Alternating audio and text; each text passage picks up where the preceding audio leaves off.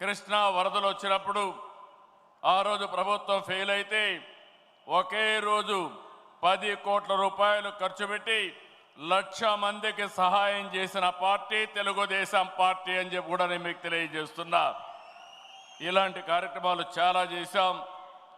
అందుకని కార్యకర్తల సంక్షేమ విషయం రేపు నేను మాట్లాడతాను. ఈరోజు ఇంకో పక్కన చూస్తే ఈరోజు మనం మొత్తం కూడా స్పీచెస్ అన్నీ కూడా మీరు విన్నారు. నేను డీటెయిల్స్ రేపు మాట్లాడతాను. కానీ తెలుగుదేశం పార్టీ అంటే పెద్ద పెద్ద నాయకులు కాదు, అందరం కలిస్తేనే తెలుగుదేశం పార్టీ గ్రామ స్థాయి నుంచి రాష్ట్ర స్థాయి వరకు ప్రతి ఒక్క నాయకుడికి భాగస్వామ్యం చేయాలనేది నా ఆలోచన అని చెప్పి కూడా నేను మీకు తెలియజేస్తున్నా. ఈరోజు మీరు చూశారు, కొంతమంది కొత్త వాళ్ళందరినీ మాట్లాడిచ్చాం, మండల పార్టీ అధ్యక్షులు మాట్లాడిచ్చాం, క్లస్టర్ ఇన్ఛార్జిని మాట్లాడిచ్చాం, అదే మరి యూనిట్ ఇన్ఛార్జిని మాట్లాడిచ్చాం, అనేక విధాలైన వ్యక్తులందరినీ మనం మాట్లాడిచ్చాం. ఇది మాట్లాడినప్పుడు నేను ఎప్పటికప్పుడు మీకు అందరికీ కూడా సమాచారం అడుగుతున్నాను. మీరందరూ గుర్తుపెట్టుకోవాలి, రాబోయే రోజుల్లో అందరికీ న్యాయం జరుగుతుంది.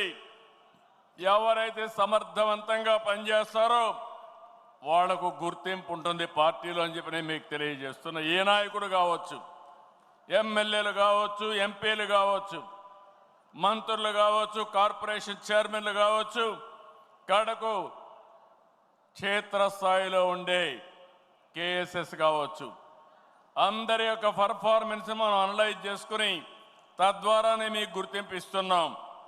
ఈరోజు 2 రకాలుగా నేను మెసేజ్లు అడిగాను.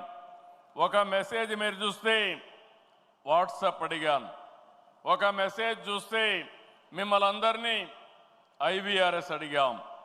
ఈ 2 విషయాల్లో చూస్తే కార్యకర్తే అధినేత అనే తీర్మానం వాట్సాప్లో వస్తే కొల్లు రవీంద్రకి బాగుందని 93.13% 93% వచ్చింది. అదే మరిగా టీజీ భరత్ ప్రతిపాదించిన ఇవ్వగలం 76.92% వచ్చింది. అదే మరిగా ఇవ్వగలం యువత సంక్షేమం అప్పలనాయుడికి 81% వచ్చింది.